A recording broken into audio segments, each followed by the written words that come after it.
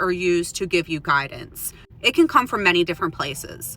For me, I usually kind of connect it to our higher self, their ancestral guides, their spirit guides, some people who work with angels. Be whoever you work with in your spiritual work or your prayer work. For both, that's going to be for tarot and for oracle. You're going to call in the same type of guide, and you're going to be seeking guidance, whether it's spiritual guidance or other types of guidance in your day-to-day. Now to the differences. Oracle cards don't have a set number of cards in the deck.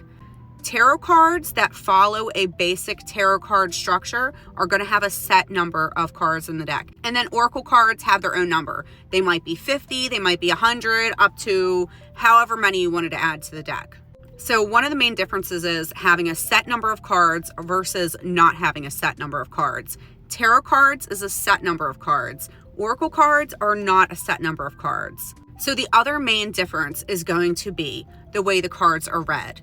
For tarot cards, you are going to be reading the picture and you're going to be reading the set suit and the set meanings of these cards because they are following a specific type of suit similar to playing cards. You know, with playing cards, we have hearts, we have diamonds, we have clubs, we have spades. Whereas with tarot, we have wands, pentacles, swords, and cups.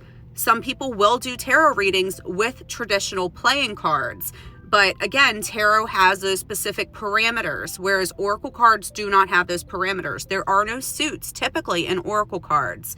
Not to say none of them can have them, but they typically don't have them. Typically, every card has its own meaning. So I have a lot of fairy oracle cards. You might see one that's earth fairy, water fairy, things like this. You're going to have different pictures on each card. Each picture is going to have a name. It might have a number on it.